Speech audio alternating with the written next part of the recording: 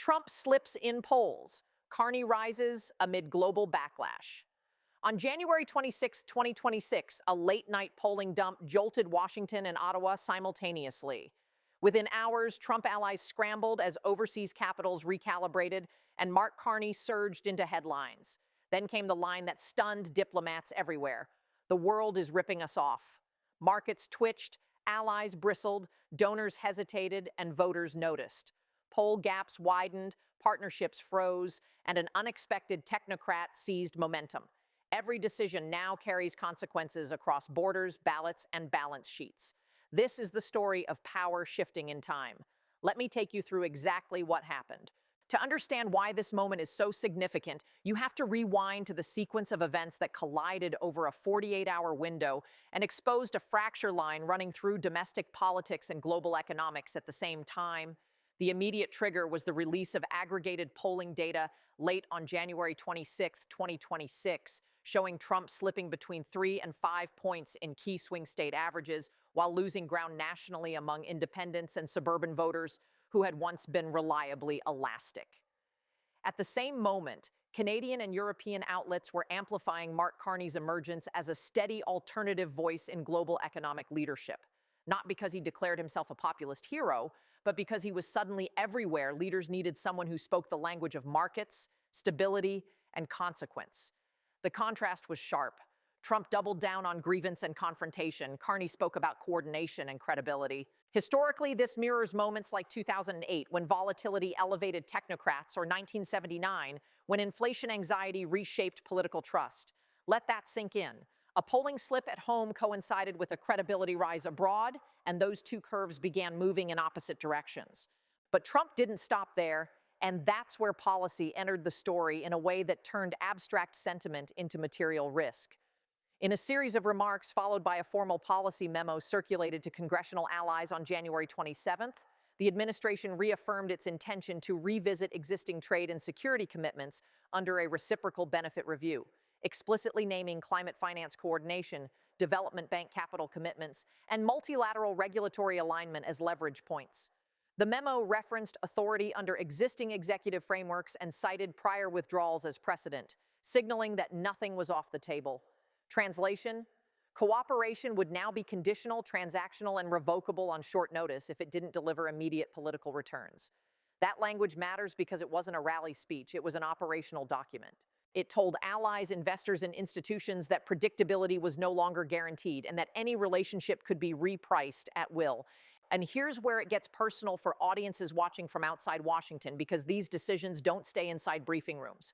First threat: higher borrowing costs driven by market uncertainty and risk premiums as investors reassess political stability. Second threat: disrupted supply chains as partners hedge against sudden tariff or regulatory shocks. Third threat: weakened climate and infrastructure financing as multilateral initiatives stall or fragment. Fourth threat: currency and employment volatility as confidence shifts toward regions perceived as steadier. An economist at the London School of Economics put it bluntly on January 27th, saying, "When policy becomes a moving target, capital doesn't argue, it leaves." That isn't rhetoric, it's a description of how money and jobs behave under uncertainty. This is not speculation. This is what the document says. Within days of that polling release and policy signal, the consequences stopped being theoretical and started becoming visible in real time. Statements from Trump and senior surrogates escalated in tone, framing the polling dip not as a warning but as proof of elite manipulation, with Trump telling supporters on January 27th that globalists are panicking because the free ride is over, a line that was quickly echoed across conservative media.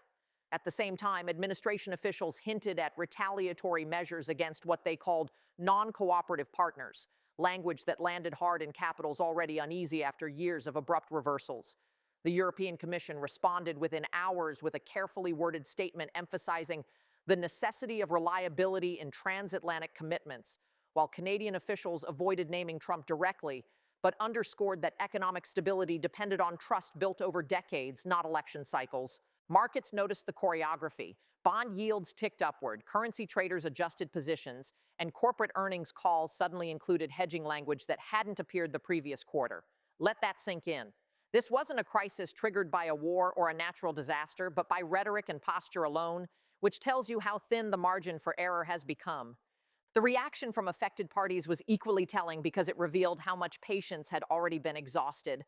German Finance Minister Christian Lindner remarked on January 28th that predictability is not a favor, it is a prerequisite, a quote that circulated widely among analysts, because it captured a shift from polite concern to open frustration. In Ottawa, Mark Carney, without directly referencing Trump, stated during a televised interview that markets reward seriousness, not noise, a line interpreted by many as a deliberate contrast. Asian partners were quieter but no less active, with Japanese and South Korean officials accelerating bilateral consultations on supply chain resilience, a move one Tokyo-based analyst described as insurance against American mood swings. Even within the United States, former Republican officials began issuing warnings. A retired trade negotiator told Bloomberg that once allies start planning around you instead of with you, you've already lost leverage. Let that sink in, because leverage is the currency Trump has always claimed to master. The numbers tell the full story, and they are less forgiving than campaign slogans. In the 48 hours following the remarks, the Dow Jones Industrial Average experienced intraday swings exceeding 700 points, not because of earnings surprises, but because of policy uncertainty. The U.S. dollar index dipped nearly 1% against a basket of major currencies, while the Canadian dollar strengthened modestly, reflecting investor bets on relative stability. In fixed income markets, the yield on 10-year treasuries climbed approximately 12 basis points, a move that translates directly into higher borrowing costs for mortgages, car loans, and government debt servicing. Meanwhile, international capital flows data showed that U.S.-focused equity funds saw net outflows estimated at $4.2 billion over 3 days, while global funds with heavier allocations to Canada and Europe recorded inflows of roughly $2.8 billion. That's not hyperbole. That's the International Institute of Finance saying investors were repositioning in response to perceived political risk. Dig deeper, and the reallocations become even clearer. Climate and infrastructure investment funds, which had already been cautious, pulled back sharply from U.S.-centric projects. One report showed that renewable energy financing commitments in North America declined by nearly 9% week over week, while comparable commitments in the EU rose by 6%. Development finance institutions also adjusted. The World Bank and affiliated lenders delayed approvals on several U.S.-linked cooperative initiatives, citing the need for clarity on long-term policy alignment. Translation: they didn't know if the rules would still exist next month. As former IMF chief economist Olivier Blanchard said in a January 29th panel, capital hates surprises, and this administration specializes in them. That's not a partisan jab, that's a macroeconomic assessment grounded in decades of crisis management.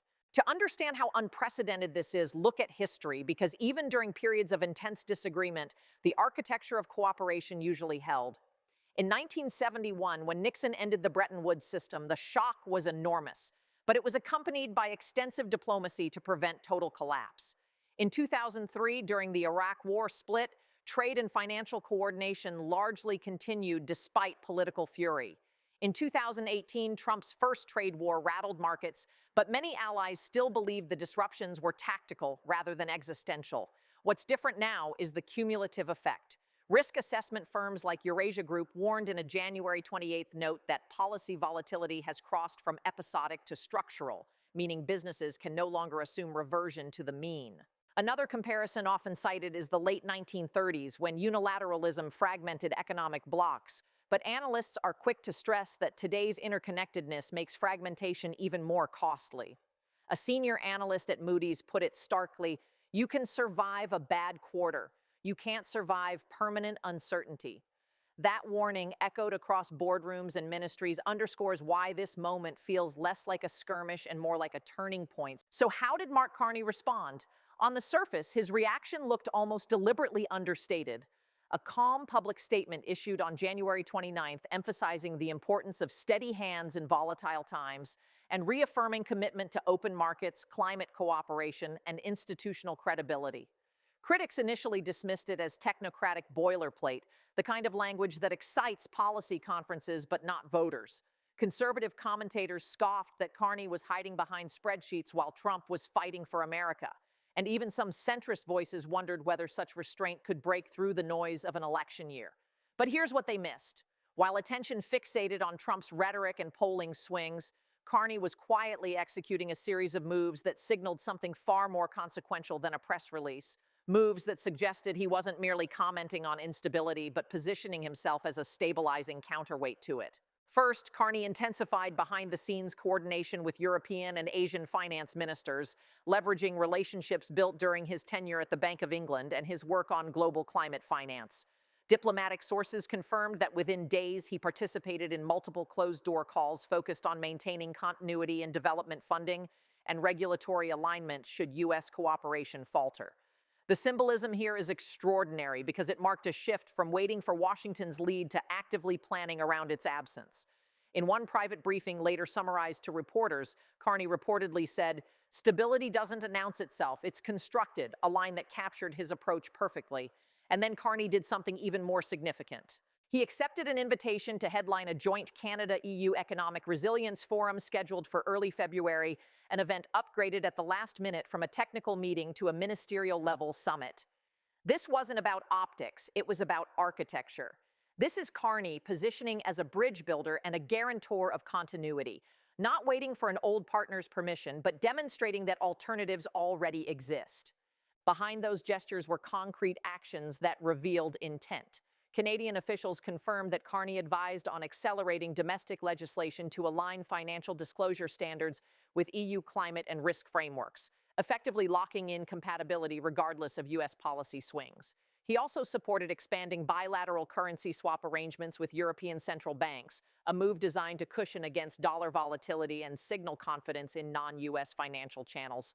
The messaging was subtle but unmistakable. Carney wasn't attacking Trump directly, he was reducing dependence on him. In a televised interview, he put it plainly, saying, "Resilience comes from diversification, not confrontation," a statement that resonated far beyond Canada's borders. Analysts immediately noted the contrast. While Trump framed strength as dominance, Carney framed it as optionality. And that difference matters because in global finance, optionality is power. To understand what Carney is really doing, you need to look at what happened before, specifically Canada's recent track record under his economic guidance and the infrastructure already in place. During his earlier advisory role, Canada successfully navigated pandemic-era shocks with relatively lower inflation volatility compared to peers, while maintaining access to global capital at favorable rates. Programs supporting green infrastructure and digital transformation attracted billions in foreign investment precisely because they were perceived as predictable and rules-based. And here's the kicker. In the days following Trump's latest remarks, Canada announced that preliminary commitments for sustainable finance initiatives had reached nearly $18 billion, with green bond issuances alone totaling approximately $7.4 billion, public-private infrastructure investments reaching $6.1 billion, and innovation and transition funds comprising roughly $4.5 billion. Those figures didn't materialize out of thin air. They reflected months of groundwork and relationships that Carney helped cultivate, now paying dividends at a moment of uncertainty. The contrast with the United States was impossible to ignore. While American officials were threatening to revisit commitments, Canada and its partners were quietly expanding theirs. European pension funds increased allocations to North American projects, explicitly excluding U.S. regulatory risk, according to a January 30th report from a major asset manager. Asian sovereign wealth funds echoed that logic, citing policy consistency as a deciding factor. Not with old partner help, in spite of old partner threats, Carney's approach was attracting capital and goodwill. That's why this response matters. It wasn't flashy, it wasn't loud, but it was effective. It demonstrated that in a world rattled by volatility, leadership doesn't always announce itself with a shout. Sometimes it shows up in the numbers, the agreements, and the quiet confidence of those preparing for a future beyond the old rules. Global energy and financial infrastructure is where all of this comes to a head, because it sits at the intersection of security, economics, and credibility, and every major power understands that control and coordination here translate directly into influence. For years, the system rested on a set of assumptions about U.S. leadership, shared standards, and dispute resolution mechanisms that, while imperfect, provided a common baseline. Competing claims have always existed, whether over carbon pricing, technology standards, or development finance priorities, but they were managed within agreed frameworks.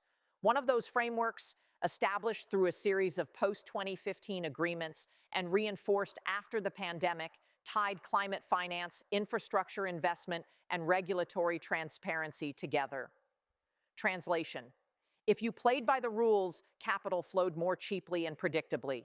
But here's the irony.